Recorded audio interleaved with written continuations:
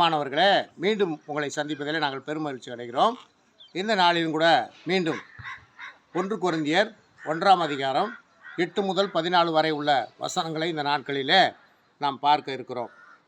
பாருங்கள், நம்முடைய கர்த்தராகிய இயேசு கிறிஸ்துவின் நாளிலே நீங்கள் குற்றம் சாட்டப்படாதவர்களாய் இருக்கும்படி முடிவு பரியந்தம் அவர் உங்களை ஸ்திரப்படுத்துவார்.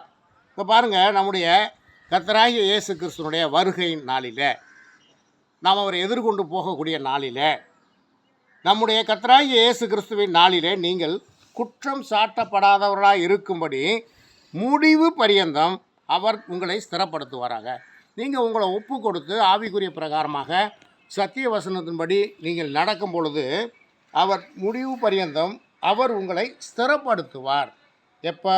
நம்ம ஒப்பு கொடுக்கிற பொழுது நம்முடைய குமாரனும் நம்முடைய கர்த்தராக இருக்கிற இயேசு கிறிஸ்துவனுடைய கூட ஐக்கியமாக இருப்பதற்கு உங்களை அழைத்த தேவன் உண்மை உள்ளவராக இருக்கிறார். அவர் நம்மை அழைத்த தேவன் அவர் உண்மை உள்ளவராக இருக்கிறார். சகோதரரே, நீங்கள் எல்லாரும் ஒரே காரியத்தை பேசவும், பிரிவினை இல்லாமல் ஏக மனதும் ஏக யோசனையும் உள்ளவர்களாய் சீர்பொருந்தி இருக்கவும் வேண்டுமென்று நம்முடைய கர்த்தராகிய இயேசு கிறிஸ்துவின் நாமத்தினாலே உங்களுக்கு புத்தி சொல்லுகிறேன். இப்போ பாருங்கள், கிறிஸ்தவம் என்பது கிறிஸ்தவர்கள் என்பவர்கள் சகோதரரே, நீங்கள் எல்லாரும் ஒரே காரியத்தை பேசவும், பிரிவினை இல்லாமல் ஏக மனதும் ஏக யோசனையும் உள்ளவர்களாய் சீர்பொருந்தி இருக்கவும் வேண்டுமென்று நம்முடைய கர்த்தராகிய இயேசு கிறிஸ்துவின் நாமத்தினாலே உங்களுக்கு புத்தி சொல்லுகிறேன். ஏன் இதை அப்போஸ்தலனாகிய பவுல் மூலமாக ஆண்டவருக்கு சொல்லுகிறார் என்றால், ஏனெனில் என் சகோதரரே, உங்களுக்குள்ளே வாக்குவாதங்கள் உண்டென்று குலோவேயாளின் வீட்டாராலே உங்களை குறித்து எனக்கு அறிவிக்கப்பட்டது. என்ன அறிவிக்கப்பட்டது? நாங்கள் பாருங்கள், உங்களில் சிலர் நான் பவுலை சேர்ந்தவன் என்றும், நான் அப்பொல்லோவை சேர்ந்தவன் என்றும், நான் கேபாவை சேர்ந்தவன் என்றும் சொல்லுகிறபடியால் நான் இப்படி சொல்லுகிறேன். இப்போ பாருங்கள், கிறிஸ்தவத்துக்குள்ளே பாருங்கள் பல பிரிவுகள். நம்ம யாரை சார்ந்து இருக்க வேண்டும்? நம்மை உருவாக்கி நமக்காக ஜீவனை கொடுத்து நமக்காக சிலுவையில் அறையப்பட்டு நமக்காக மரித்து நமக்காக உயிர் தெழுந்த இயேசு கிறிஸ்துவை தான் சார்ந்து இருக்க வேண்டும். அதை விட்டுவிட்டு நான் பேதுருவை சார்ந்தவன் என்றும், நான் பவுலை சார்ந்தவன் என்றும், நான் அப்போலோவை சார்ந்தவன் என்றும், நான் இயேசு கிறிஸ்துவின் தாயாகிய மரியாதை சார்ந்தவன் என்றும் அல்லது புனிதர்களை சார்ந்தவன் என்றும் நாம் சொல்லக்கூடாது. ஏனென்று சொன்னால் பின்னாலே சொல்லுகிறது பாருங்கள், கிறிஸ்து பிரிந்திருக்கிறாரா? கிறிஸ்து பிரிந்திருக்கல. பவுலா உங்களுக்காக சிலுவையில் அறையப்பட்டார்.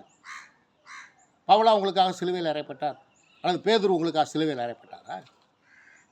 அல்லது புனிதர்கள் உங்களுக்காக சிலுவையில் அறையப்பட்டார்களா?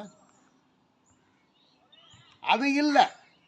ஆகவே கிறிஸ்து பிரிந்திருக்கிறாரா? பவுல் உங்களுக்காக சிலுவையில் அறையப்பட்டானா? பவுலின் நாமத்தினாலே ஞானஸ்நானம் பெற்றீர்களா? பவுலின் நாமத்தினாலே ஞானஸ்நானம் பெற்றீர்கள். அல்லது பேதுரு நாமத்தினாலே ஞானஸ்நானம் பெற்றீர்கள். புனிதர்கள் நாமத்தினாலே ஞானஸ்நானம் பெற்றீர்கள். அல்லது இயேசுவின் தாயாகிய மரியாள் நாமத்தினாலே நீங்கள் ஞானஸ்நானம் இல்லை. நமக்காக ஜீவனை கொடுத்தவர் யார்? நம்மை உண்டாக்கினவர் யார்? அந்த இயேசு கிறிஸ்துவின் நாமத்தினாலே நம்ம ஞானஸ்நானம் பெறுகிறோம். என் நாமத்தினாலே ஞானஸ்நானம் கொடுத்தேன் என்று ஒருவனும் சொல்லாதபடிக்கு. இப்போ பாருங்கள், ஞானஸ்நானம் என்பதே பாருங்கள், நமக்காக பலியாக கொடுக்கப்பட்ட அந்த இயேசு கிறிஸ்துவின் நாமத்தினால தான் நம்ம ஞானஸ்நானம் பெற வேண்டும். அதுதான் நியாயம், அதுதான் வேதவசனமும், இதுதான் சத்தியமும். ஆகவே நான் அவரை சேர்ந்தவர் என்றும், நான் இவரை சேர்ந்தவர் என்றும், நான் அந்த சபையை சேர்ந்தவன் என்றும், நான் இந்த சபையை சேர்ந்தவன், இது எல்லாம் கிறிஸ்தவத்துக்கு சரியானது அல்ல. வேத வசனம் என்ன சொல்லுகிறதோ நீ அதை நிறைவேற்றினால் நீங்கள் பரலோக ராஜ்யத்துக்கு போவீங்க.